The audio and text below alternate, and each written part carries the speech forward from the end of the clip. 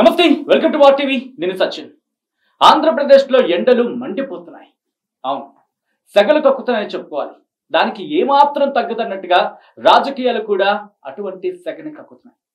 దీంతో పాటు దీనికి తగినట్టుగా అసంతృప్తుల సెగ కూడా తోడవడంతో వాటిని ఎలా తట్టుకోవాలో రాజకీయ పార్టీలకి తలనొప్పిగా మారిందని చెప్పుకోవాలి. ముందుగా వాటి విషయంలో చాలా ఆచితూచి వ్యవహరిస్తున్నాయి. ఇంతటి పరిణామాలు జరుగుతున్న నేపథ్యంలో ఆంధ్రప్రదేశ్ రాజకీయాలు ఎటువంటి కీలక మలుపు తిరిగే అవకాశం ఉంది, ఎటువంటి పరిణామాలు చోటు చేసుకునే అవకాశం ఉంది తెలుసుకునే ప్రయత్నం చేద్దాం. దేశ రాజకీయాల నుంచి, రాష్ట్ర రాజకీయాల నుంచి మొదలుపెట్టి అంతర్జాతీయ రాజకీయాల వరకు కూడా తనదైన శైలిలో విశ్లేషించే ప్రముఖ విశ్లేషకులు ప్రొఫెసర్ నాగేశ్వర్ మనతో పాటు ఉన్నారు. వారిని అడిగిన తెలుసుకునే ప్రయత్నం చేద్దాం. నాగేశ్వర్ గారు నమస్తే అండి. నమస్తే అండి. నాగేశ్వర్ గారు, టికెట్ల వ్యవహారం మొదలైన తర్వాత ముఖ్యంగా పొత్తులో భాగంగా రఘురామకృష్ణరాజుకి టికెట్ దాదాపుగా రావచ్చు అనే పేరు వినిపించింది. ముఖ్యంగా ఫస్ట్ లిస్ట్ లోనే ఉంటుందేమో అనుకున్న మాట వినిపించిన పరిస్థితి, కానీ ఎక్కడ కూడా ఆయనకి టికెట్ దక్కని పరిస్థితి. మీరు ఎలా చూస్తారండి? అంటే ఆయన నేను చూసేది ఏముండదు, ఆయన చూడాలి కదా. టికెట్ రానైనా ఏం చెప్పేది ముఖ్యం తప్ప నేను చెప్పేది ముఖ్యం కాదు. ఆయన ఏం చెప్తున్నాడు, భారతీయ జనతా పార్టీ పైన జగన్మోహన్ రెడ్డి ఇన్ఫ్లుయెన్స్ చేసి సోమ్ వీర్రాజు ద్వారా నాకు టికెట్ ఇప్పలేదు అని చెప్తున్నాడు. అంటే బీజేపీ టీడీపీతో పొత్తులో ఉందా, వైసీపీతో పొత్తులో ఉందా అనేది ఇప్పుడు ప్రశ్న. వైసీపీకి వ్యతిరేకంగా పోరాడుతున్నామని ఒకవైపు బీజేపీ చెప్తుంటే, మరోవైపు రఘురామకృష్ణరాజు ఏమంటున్నారంటే జగన్ ప్రభావంతో అది కూడా సోమ్ వీర్రాజు ద్వారా వైసీపీ నాకు టికెట్ రాకుండా చేసింది అని ఆయన ఆరోపణ. అది ఎంత నిజమా అనేది తర్వాత సంగతి, ఆయన ఆరోపణ అది. సో భారతీయ జనతా పార్టీ కన్విన్సింగ్గా ఎందుకు ఇవ్వలేదు అనేది బీజేపీ టీడీపీ చెప్పలేకపోతుంది. ఎందుకంటే ఈ కూటమి జగన్ను ఓడించడమే తమ లక్ష్యము, జగన్ సంగతి తేలుస్తాం అని కూటమి కట్టారు. రఘురామకృష్ణరాజు జగన్కు వ్యతిరేకంగా చాలా కాలంగా ఆయన ఒక పెద్ద క్యాంపెయిన్ నడుపుతున్నాడు వైసీపీలో రిబెల్ ఎంపీగా ఉంది. అందువల్ల జగన్ వ్యతిరేక వాయిస్గా ఉన్న వ్యక్తి, జగన్ వ్యతిరేక పోరాటం మాటల ద్వారానైనా చేస్తున్న వ్యక్తికి సహజంగానే టికెట్ ఇవ్వాలి. సో ఎందుకంటే వీరి లక్ష్యం ఆయన లక్ష్యం ఒకటే కనుక. సో ఆయన చంద్రబాబు నాయుడు, పవన్ కళ్యాణ్లతో పాటు వేదిక పంచుకుంటాడు. ఆయనే ప్రకటించుకున్నాడు కూడా నరసాపురంలో నేనే క్యాండిడేట్ అని. కానీ టికెట్ రాలేదు. టికెట్ ఎందుకు రాలేదు అంటే బీజేపీ చెప్పే కారణమేమో చాలా విచిత్రంగా ఉంది. బీజేపీ ఏమంటుందంటే మా పార్టీ సభ్యుడు కాదు కదా, మాకేం సంబంధం అంటున్నారు. పార్టీ సభ్యుడు కాకపోయినందుకు టికెట్ ఇవ్వకపోవడం అనే సమస్య లేదు. ఎందుకంటే చాలామందిని పార్టీలో సమయానికి చేర్చుకొని టికెట్లు ఇచ్చారు. ఇప్పుడు తెలంగాణలో బీబీ పాటిల్, నగేష్, సీతారాం నాయక్, భరత్, ఇది చాలా పెద్ద లిస్టు. బీజేపీ వాళ్ళు సమయానికి చేర్చుకొని, మాధవిలత, సో ఈవెన్ ఆంధ్రప్రదేశ్లో వరప్రసాద్, ఇలా సమయానికి పార్టీలో చేర్చుకొని బోలెడు మందికి టికెట్లు ఇచ్చారు. గతంలో ఇచ్చారు, ఇప్పుడు ఇస్తున్నారు. అలాంటప్పుడు ఒక్క రఘురామకృష్ణరాజుకు మాత్రమే కండిషన్స్ అప్లై అనేది అంటున్నారు. అంటే ఆయన పార్టీ వాడు కాదు కదా అని ఎందుకు చర్చ మొదలు పెడుతున్నారు, ఇది మొదటి ప్రశ్న. అందువల్ల బీజేపీ చెప్పే ఆర్గ్యుమెంటు అది కన్విన్సింగ్గా లేదు. ఎందుకు ఇవ్వలేదు? పోనీ రఘురామకృష్ణరాజు గెలవలేడు, ఆయనకు విన్నబిలిటీ లేదు, అందుకే ఇవ్వలేదు అంటే ఎనీబడి కెన్ యాక్సెప్ట్. కానీ ఆయన మా పార్టీ వాడు కాదు కనుక ఇవ్వడం లేదు అనేది ఇట్ డజంట్ స్టాండ్ స్క్రూటినీ. ఇక రెండవ క్వశ్చన్ ఏమొస్తుందంటే, పోనీ బీజేపీ ఇవ్వలేదు, బీజేపీ పైన అంటే జగన్ ప్రభావం ఉంది అనుకుందాం, ఆర్గ్యుమెంట్ సేక్ అయినా అనుకుందాం. అలాంటప్పుడు మరి తెలుగుదేశం ఎందుకు బీజేపీకి ఆ టికెట్ ఇచ్చింది? బీజేపీకి నరసాపురం టికెట్ను కేటాయించే సమయంలో టీడీపీ, బీజేపీ, జనసేనల మధ్య రఘురామకృష్ణరాజు ప్రస్తావన రాలేదా? చర్చ జరగలేదా? మరి కృష్ణరాజు అనే అతను ఉన్నాడు, అతను కంపల్సరీగా టికెట్ ఇవ్వాలి. మీ పార్టీ తరఫున ఆయనకి ఇస్తానంటే ఈ సీటు మీకు కేటాయిస్తాం, లేదంటే మీరు ఇంకో సీట్ చూసుకోండి, మా టీడీపీ తరఫునైనా రఘురామకృష్ణరాజు పోటీలో ఉంటాడు అని చెప్పచ్చు కదా. ఎందుకు చెప్పలేదు? టీడీపీ అయినా అంటే మరి చంద్రబాబు నాయుడు పైన కూడా జగన్ ప్రభావం ఉందా? అంటే చంద్రబాబు నాయుడు కూడా జగనే శాసిస్తున్నాడా? అంటే ఇప్పుడు టీడీపీ బీజేపీలో ఏ స్థానము ఏ పార్టీకి దక్కాలి, ఏ స్థానంలో ఎవరు పోటీ చేయాలి, అంతా జగన్ మాయేనా? అంటే టీడీపీ, బీజేపీ, జనసేన కూటమి కూడా జగన్ మాయలోనే ఉండిపోయిందా? ఇలాంటి క్వశ్చన్స్ అనేది సీరియస్గా రైజ్ అవుతున్నాయి. దానికి తోడు రఘురామకృష్ణరాజుకి ఇవ్వకపోవడం పైన బీజేపీ టీడీపీల మధ్యన అనుమానాలు మొదలయ్యాయి. ఇప్పుడు తాజాగా రఘురామకృష్ణరాజు నేను ఇండిపెండెంట్గా ఎలా పోటీ చేస్తాను అంటూ టీడీపీపై కూడా ఆయన విమర్శలు మొదలుపెట్టాడు. మొదట్లో ఆయన వైసీపీ జగన్ ప్రభావము బీజేపీ అని ప్రస్తావించారు. ఇప్పుడు తాజాగా ఆయన టీడీపీపై కూడా ఆయన విమర్శలు మొదలుపెట్టారు. సో అందువల్ల రఘురామకృష్ణరాజు ఎపిసోడ్ అనేది అది బాహుబలి సినిమాలో కట్టప్ప బాహుబలిని ఎందుకు చంపాడు అన్నట్లు అయిపోయింది. రఘురామకృష్ణరాజుకి ఎందుకు సీట్ ఇవ్వలేదు అన్నది. ఇప్పుడు కనుక రఘురామకృష్ణరాజు ఒకవేళ ఇండిపెండెంట్ గా బరిలోకి దిగితే కనుక కేవలం నరసాపురం మీద ఇంపాక్ట్ చూపించే అవకాశం ఉంటుందా, లేకపోతే పొత్తులో భాగంగా మొత్తం అంత రఘురామకృష్ణరాజు కొరకే ఆంధ్రప్రదేశ్ ఓటర్లంతా ఎదురు చూస్తాననుకుంటే అది అమాయకత్వం అవుతుంది. సో రఘురామకృష్ణరాజు నరసాపురంలో కూడా ఎంత ప్రభావం చూపుతాడన్నది చూడాలి. వ్యక్తిగతంగా ఆయనకున్న ఇన్ఫ్లుయెన్స్ ఎంత అనేది అంచనా వేయాలి. సాధారణంగా మన దేశంలో ప్రజలు పార్టీలను చూసి ఓట్లేస్తుంటారు, వ్యక్తులను చూసి కన్నా. కొంతమంది మాత్రమే వ్యక్తులుగా ప్రభావం చూపుతూ ఉంటారు.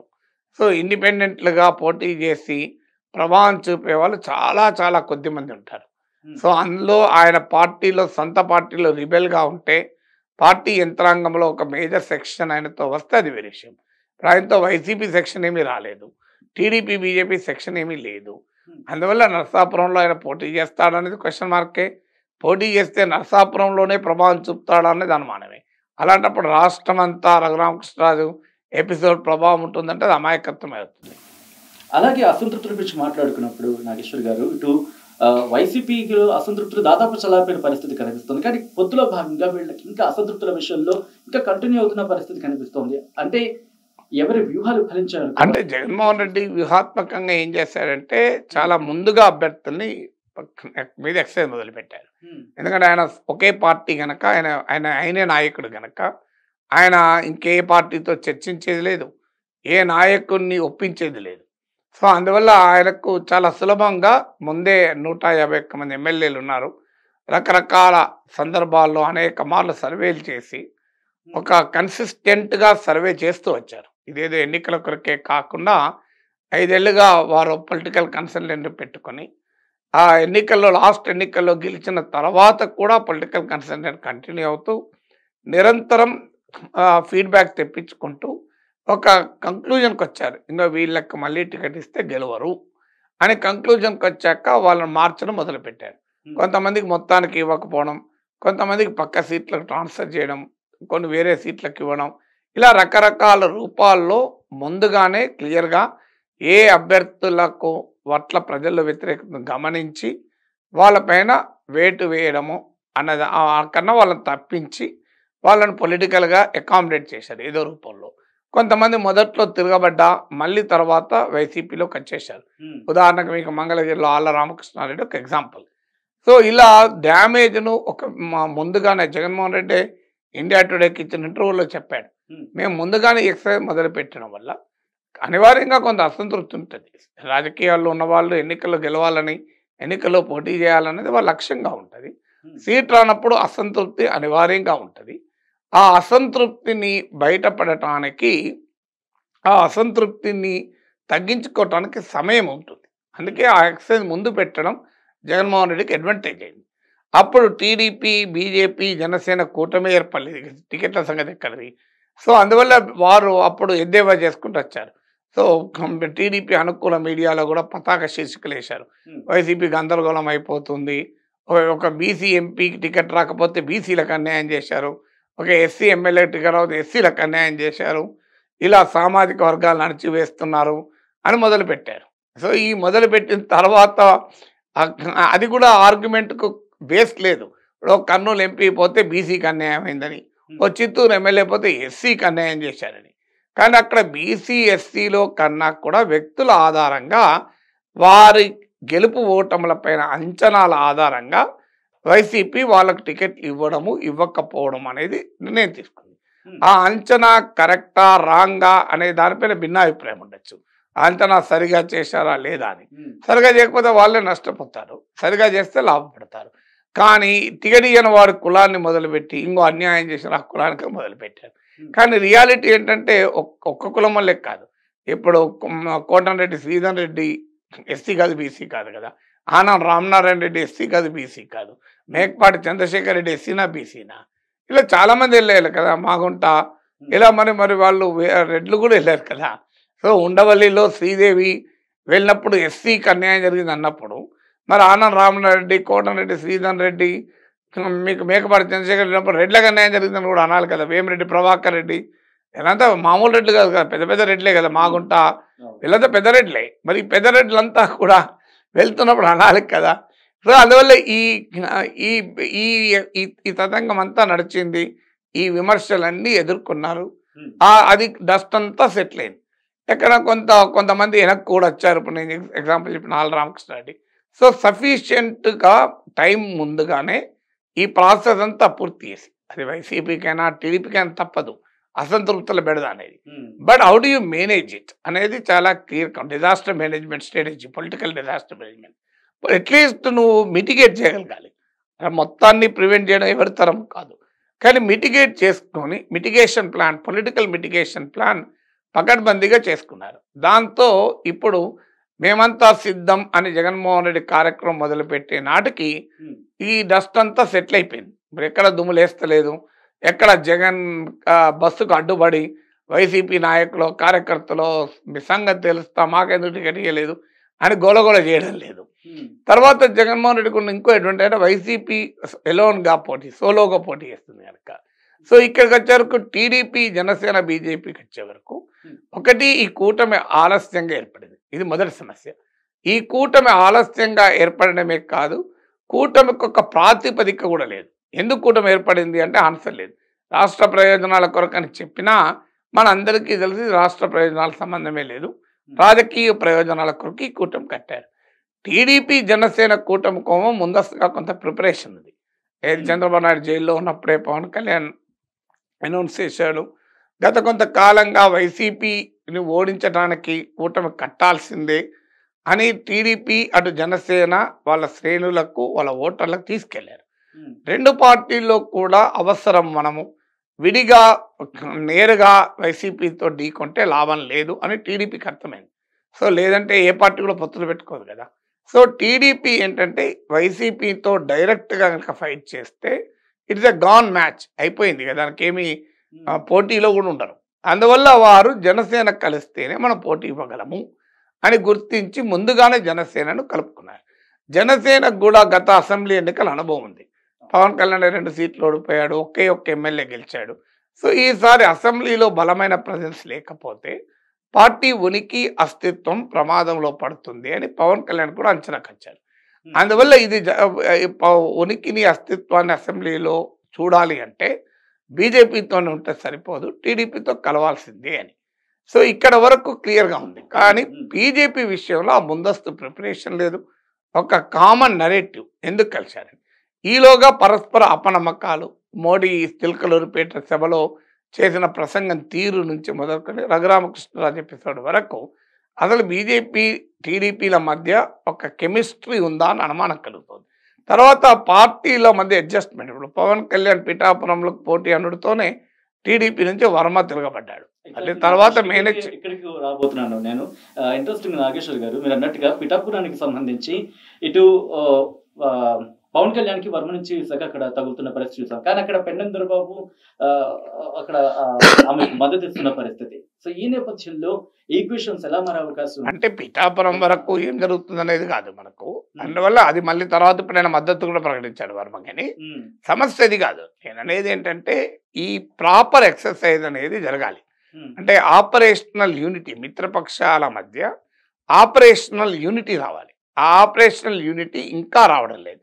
పరస్పర అనుమానాలతో, అపనమ్మకాలతో పార్టీలు కలుస్తున్నాయి. బీజేపీలోనైతే అసలు మా వాళ్ళ వీళ్ళు టీడీపీ వాళ్ళ అనే అనుమానం కూడా కలుగుతుంది. ఎందుకంటే సోము వీర్రాజు, మీకు విష్ణువర్ధన్ రెడ్డి ఇలాంటి వాళ్ళు జీవీఎల్ నరసింహారావు టీడీపీ పట్ల క్రిటికల్గా ఉన్నవారు. గతంలో వీరికి టికెట్ రాలేదు. టీడీపీకి అనుకూలంగా ఉన్నారని భావించబడే విష్ణుకుమార్ రాజు, మీకు సుజనా చౌదరి, పురంధేశ్వరి వీళ్ళ టికెట్లు వచ్చాయి.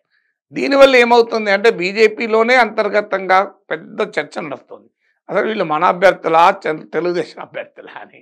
సో అందువల్ల ఆ కెమిస్ట్రీ మాత్రం క్లియర్గా వికటిస్తుంది. కూటమిలో ఆ కెమిస్ట్రీ మాత్రం సెట్ కావడం లేదు. ఇక్కడ తెలుగుదేశం పార్టీ కూడా కొన్ని కార్యక్రమాలతో ముందుకెళ్తోంది. ముఖ్యంగా బస్సు యాత్రలు, వైసీపీకి సంబంధించి బస్సు యాత్రలతో ముందుకెళ్తోంది. ఇప్పుడు టీడీపీకి సంబంధించి కొన్ని కార్యక్రమాలతో ముందుకు వెళ్తోంది. వీటిని ఎలా చూస్తారు? ఇవేమైనా ఇంపాక్ట్ చూపించే అవకాశం ఉంటుందా? ఇంపాక్ట్ ప్రతి ఈవెంట్ను మనం కొలవలేము ఇంపాక్ట్. కానీ ఓవరాల్గా ఎన్నికల ప్రచారం మనకు అర్థం కావాల్సింది ఏంటంటే, వైసీపీ ఏమో జగన్మోహన్ రెడ్డి ప్రభుత్వము అనుసరించిన పథకాలు వీటిని ప్రధానంగా చేసుకొని నా ప్రభుత్వం ఇంకో ఈ పనులు చేసింది, మీరు ఓటేయండి అని జగన్మోహన్ రెడ్డి తన ఎన్నికల సభల్లో పదే పదే చెప్తున్నాడు. అఫ్ కోర్స్ అదే సమయంలో టీడీపీ పైన జనసేన పైన విమర్శలు చేస్తున్నాడు. సహజంగా ప్రత్యర్థులపైన విమర్శలు లేకుండా ఎవరి ప్రచారం ఉండదు. కానీ ప్రధానమైన ఫోకస్ జగన్దోమో తన ప్రభుత్వము, తన పథకాలు, సంక్షేమము వీటిని పైన కేంద్రీకరిస్తున్నారు. అయితే అభివృద్ధి జరగలేదు అన్న భావన తనకు నష్టం కలిగిస్తుందని గుర్తించి ఈ మధ్యకాలంలో సంక్షేమం అన్న పదం మాత్రమే వాడతలేరు. సంక్షేమంతో ఇంటింటి అభివృద్ధి అన్న పదం వాడుతున్నాడు. సో అందువల్ల ఆ పొలిటికల్ ఆ పర్సెప్షన్ మార్చాలి అనేటువంటి ఒక లక్ష్యంతో టీడీపీ, జనసేన, బీజేపీ కూటమిలో వాళ్ళ ప్రధానంగా చెప్పుకుంటున్నది హామీలు అవి చెప్తున్నా జగన్మోహన్ రెడ్డికి ఎందుకు ఓటు వేయకూడదు చెప్తున్నారు. అదొక్కటే సరిపోదు. ఇప్పుడు ఎప్పుడైనా ప్రతిపక్షంలో ఉన్న వాళ్ళు సహజంగానే అధికారంలో ఉన్న వారిపైనే టార్గెట్ చేసి క్యాంపెయిన్ చేస్తారు. అధికారంలో ఉన్నవారు తమ ప్రభుత్వం గురించి చెప్పుకుంటారు, అందులో తప్పలేదు. కానీ కేవలం జగన్మోహన్ రెడ్డికి ఎందుకు ఓటు వేయకూడదు చెప్తే సరిపోదు. ఇప్పుడు దేశంలో కూడా ప్రతిపక్షాలు చేస్తున్న ఏంటి, మోడీకి ఎందుకు ఓటు వేయకూడదో చెప్తున్నారు, ఇండియా కూటమికి ఎందుకు ఓటు వేయలేదో చెప్పలేకపోతున్నారు, అది కన్విన్స్ చేయలేకపోతున్నారు. మాకెందుకు ఓటు వేయలేదని చెప్పకుండా ఎదురువాడికి ఎందుకు ఓటు వేయలేదు అని చెప్పేది నెగిటివ్ క్యాంపెయినింగ్.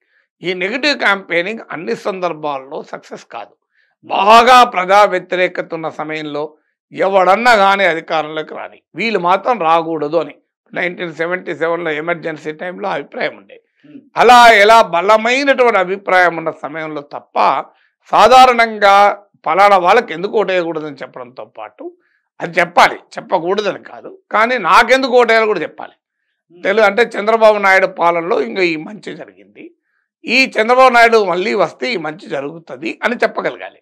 అది వీరి టీడీపీ, జనసేన, బీజేపీ క్యాంపెయిన్లో దట్ ఈస్ మిస్సింగ్. మీరు చిలకలూరుపేటలో మోడీ ఉపన్యాసం మొత్తం తీసుకోండి, చంద్రబాబు నాయుడు, పవన్ కళ్యాణ్ చాలా కాలంగా మీ హక్కుల కొరకు పోరాడుతున్నాడు అన్న ఒక్క పదం మినహా ఎక్కడా మోడీ చంద్రబాబు నాయుడు పాలన గురించి కానీ, ఆయన పాలనా దక్షత గురించి కానీ, చంద్రబాబు నాయుడు ప్రభుత్వంలో ప్రజలకు జరిగిన మేలు గురించి కానీ ఒక్క మాట చెప్పలే. ఎందుకు చెప్పలేకపోతున్నాడంటే 2019 ఎన్నికల్లో మోడీనే తిట్టాడు, చంద్రబాబు పోలవరం ఏటీఎంగా మార్చుకున్నాడని. సో అప్పుడు పోలవరం ఏటీఎంగా మార్చుకున్నాడన్న మోడీ ఇప్పుడు పోలవరం ప్రాజెక్టును 70% పూర్తి చేసిన మహనీయుడు చంద్రబాబు అని అనలేడు కదా. సో అందువల్ల మోడీ కొమ్మ ఆ ప్రాబ్లం ఉంది. టీడీపీ అయినా చెప్పుకోవాలి, మీకు ఆ పని చేయడం లేదు. ఇప్పుడు మీరు ఈవెన్ అమరావతి చుట్టూ కూడా క్యాంపెయిన్ లేదు, మీరు గమనిస్తే. ఎందుకు లేదంటే మరి అమరావతి వల్ల ఓట్లు రావనుకుంటున్నారు నాకు తెలియదు, కానీ అంతకుముందు రాజధాని విషయంలో ఎంత చేశారో ఇప్పుడు చేయడం లేదు. అందువల్ల యాంటీ జగన్ క్యాంపెయిన్ మాత్రమే చేస్తున్నారు. యాంటీ జగన్ క్యాంపెయిన్ అన్ని సందర్భాల్లో రిజల్ట్ ఇవ్వదు. నేను ఇంతకుముందు చెప్పినట్లు ఇప్పుడు యాంటీ మోడీ క్యాంపెయిన్ ఇప్పుడు 2014లో వేశారు, 19లో వేశారు, రిజల్ట్ లేదు అపోజిషన్కు. అందువల్ల నెగిటివ్ క్యాంపెయిన్ ఒకటే సరిపోదు, పాజిటివ్ క్యాంపెయిన్ చేయగలగాలి. అంటే చంద్రబాబు నాయుడు ప్రభుత్వంలో వస్తే గతంలో ఇది చేశారు, ఇప్పుడు ఏం చేస్తామని. దీన్ని ఆసరాగా తీసుకొని జగన్, చంద్రబాబు నాయుడు ప్రభుత్వం గురించి ఆయన చెప్తున్నాడు. చంద్రబాబు అధికారంలోకి వస్తే చంద్రబాబు పేరు చెప్తేనే వ్యవసాయం దండగా రైతులకు గుర్తొస్తుంది, చంద్రబాబు నాయుడు పేరు చెప్తేనే బషీర్బాగ్లో కాల్పులు గుర్తొస్తాయని ఆయన అటాక్ చేస్తున్నాడు. అంటే చంద్రబాబు పాలన గురించి జగన్ ప్రస్తావిస్తున్నాడు, కానీ చంద్రబాబు ప్రస్తావించడం లేదు. నా 5 ఏళ్ల పాలనలో ఇంకో ఇది జరిగింది, అందువల్ల మాకు ఇవ్వండి అని. ఇప్పుడు మేము అప్పుడు జన్మభూమి కమిటీలు పెట్టి సంక్షేమ పథకాలని బ్రహ్మాండంగా జనం దగ్గర తీసుకెళ్ళాం, అందువల్ల మళ్ళీ అధికారంలోకి వస్తే జన్మభూమి కమిటీలు పెడతామని చెప్పాలి కదా, చెప్పలేకపోతున్నారు. విచిత్రం ఏంటంటే వాలంటీర్ వ్యవస్థను బలోపేతం చేస్తామంటున్నారు. ఆ వాలంటీర్ వ్యవస్థ పెట్టింది ఎవరు? జగన్మోహన్ రెడ్డి కదా. జగన్మోహన్ రెడ్డి పెట్టిన వాలంటీర్ వ్యవస్థను మేము బలోపేతం చేస్తామని టీడీపీ, జనసేన క్యాంపెయిన్ చేస్తుంది, కానీ చంద్రబాబు నాయుడు పెట్టిన జన్మభూమి కమిటీలు బలోపేతం చేస్తాం అంటలేరు. సో విచిత్రంగా ఉంది ఇది. సో జగన్మోహన్ రెడ్డి పెట్టిన వాలంటీర్లను కంటిన్యూ చేస్తామన్నాడు ఏంటి, చంద్రబాబు నాయుడు పెట్టిన జన్మభూమి కమిటీలను మళ్ళీ పెడతామని ఎందుకంటలేరు? అందువల్ల ఆ పాయింట్ చెప్పుకోలేకపోతున్నారు. సో అది మీకు జగన్మోహన్ రెడ్డికి అడ్వాంటేజ్ అవుతుంది. మొదట్లో వాలంటీర్ల పైన ఇష్టం వచ్చినట్టు వ్యాఖ్యానించారు, ఇప్పుడు ఏమంటారు, వాలంటీర్ల పైన మా వ్యతిరేకం కాదు, మేము అధికారంలోకి వస్తే ఇంకా వాలంటీర్ల ట్రైనింగ్ ఇస్తాం, జీతాలు పెంచుతాం అంటున్నారు. సంక్షేమ పథకాల విషయంలో కూడా జగన్ను టీడీపీ మొదటి నుంచి టార్గెట్ చేస్తూ వచ్చింది. ఇప్పుడు అంతకన్నా ఎక్కువ పథకాలు అమలు చేస్తూ ఉంటున్నారు. అంటే మరి అనే ప్రశ్న ఆటోమేటిక్గా అంటే జగన్ అమలు చేస్తే, పథకాలు అమలు చేస్తే శ్రీలంక అయితే ఆంధ్రప్రదేశ్, చంద్రబాబు నాయుడు పథకాలు అమలు చేస్తే అమెరికా ఎట్లా అవుతుందని అక్కడ ఒక మాట చెప్తున్నారు, సంపద సృష్టిస్తామని. But that cannot convince the people. అందువల్ల ఆల్టర్నేట్ డిస్కోర్స్ అంటే తమకెందుకు ఓటు వేయాలి అనేది కూటమి చెప్పుకోక, జగన్ను ఎందుకు ఓటు వేయకూడదు, ఇంకో జగన్కు ఓటు వేయొద్దు, మేము అధికారంలోకి వస్తే జగన్ కన్నా ఎక్కువ పథకాలు అమలు చేస్తాం, మేము అధికారంలోకి వస్తే జగన్ కన్నా వాలంటీర్లు ఇంక ఎక్కువ చూసుకుంటాం అనేటువంటి జగన్ రెఫరెన్స్ పాయింట్గా తీసుకుని క్యాంపెయిన్ చేస్తాను. టీడీపీ జనసేన చేస్తున్న పెద్ద పొరపాటు అది. చంద్రబాబు నాయుడు రెఫరెన్స్ తీసుకొని క్యాంపెయిన్ చేయాల్సింది జగన్మోహన్ రెడ్డి రెఫరెన్స్ తీసుకొని క్యాంపెయిన్ చేస్తే జనం ముందు ఫండమెంటల్ క్వశ్చన్ ఏంటి, చంద్రబాబు నాయుడును మరోసారి మళ్ళీ ముఖ్యమంత్రి చేయాలా, జగన్మోహన్ రెడ్డి కంటిన్యూ చేయాలా అనేది కదా. చంద్రబాబు నాయుడును మరోసారి ముఖ్యమంత్రి చేయాలి అన్న భావనను ప్రజలకు తీసుకెళ్ళకపోతే టీడీపీ జనసేనకు ఎట్లా ఓట్లు పడతాయి? నాగేశ్వర్ గారు, ప్రస్తుతం జరుగుతున్న ఈ పరిణామాల ప్రకారం చూసుకుంటే ముఖ్యంగా చంద్రబాబు ఇందాళ్ళు అన్నట్టు కేవలం జగన్ టార్గెట్ గానే వెళుతున్నారు అనే మాట వినిపిస్తున్న నేపథ్యంలో బెడిసికొట్టే అవకాశం ఉందా, లేకపోతే ఇంకా వ్యూహాత్మకంగా ముందుకు వెళ్లాల్సిన అవసరం కనిపిస్తుంది? అంటే జగన్ టార్గెట్ కాకపోతే ఎవరు టార్గెట్ ఉంటారు? సచిన్ టార్గెట్ ఉంటారు, నాగేశ్వర్ టార్గెట్ ఉంటారు. ఇప్పుడు వాళ్ళు పోరాడేది ఎవరి మీద అండి? జగన్మోహన్ రెడ్డి మీద పోరాడుతున్నారు. జగన్మోహన్ రెడ్డి టార్గెట్ చేయకుండా ఎవరిని టార్గెట్ చేస్తారు? అంటే సంక్షేమ పథకాలు మేము వస్తే అంటే జగన్మోహన్ రెడ్డిని టార్గెట్ చేయడమే తప్పదు వాళ్ళకు, కానీ అది ఒక్కటే సరిపోదు అంటున్నాను. జగన్ అది ఎప్పుడు పనికొస్తుంది అంటే ఆల్టర్నేటివ్ మాకు సంబంధం లేదు, వీళ్ళు మాత్రం ఉండకూడదు అని తీవ్రమైన ప్రజా వ్యతిరేకత ఉన్నప్పుడు ప్రజలు ప్రత్యామ్నాయంతో సంబంధం లేకుండా ఓట్లేస్తారు. 77లో ఉదాహరణ ఇచ్చింది అదే. ఎమర్జెన్సీ అనంతరం ఇందిరాగాంధీ అధికారం ఉండదు, ఎవరన్నా ఉండండి మాకు అనవసరం అనే దశలో ప్రభుత్వం పట్ల వ్యతిరేకత ఉంటే అప్పుడు ఆ స్ట్రాటజీ మనకు వస్తుంది. ఇప్పుడు అది పాక్షికం. జగన్ టార్గెట్ చేయకుండా టీడీపీ జనసేన క్యాంపెయిన్ ఎలా ఉంటుంది? కంపల్సరీ టార్గెట్ చేసుకోవాల్సిందే. జగన్ చంద్రబాబు చేయాల్సిందే, చంద్రబాబు జగన్ చేయాల్సిందే. కానీ అదొక్కటే సరిపోదు, తమ ప్రభుత్వ హయాంలో ఏం జరిగిందో కూడా చెప్పుకోవాలి. ఇక్కడ వైసీపీ అవినీతి చేసింది లేకపోతే అక్రమాలకు పాల్పడిందంటూ ఆరోపణలు చేస్తున్న టీడీపీ అక్కడి నుంచి వచ్చిన వాళ్ళని మళ్ళీ ఇక్కడ స్థానాలు ఇచ్చింది. ఇక్కడున్న సీనియర్ నేతలకి టికెట్ లేని పరిస్థితి. వసంత కృష్ణప్రసాద్ కావచ్చు, గుమ్మనెల్లి జయరాం కావచ్చు. ఇది టీడీపీకి కలిసి వచ్చే అంశం, బెడిసి కొట్టే అంశం. బెడిసి కొట్టేటట్టు ఎందుకు తీసుకుంటారు? వాళ్ళకు ఉపయోగపడతా అనుకుంటే తీసుకుంటారు కదా. ఇక రాజకీయ పార్టీలు ఏముంది, టీడీపీ వాళ్ళని వైసీపీ తీసుకుంటలేదా? ఈ పార్టీ వాళ్ళు ఆ పార్టీ వాళ్ళని తీసుకుంటారు, ఆ పార్టీ వాళ్ళు ఈ పార్టీ వాళ్ళు తీసుకుంటారు.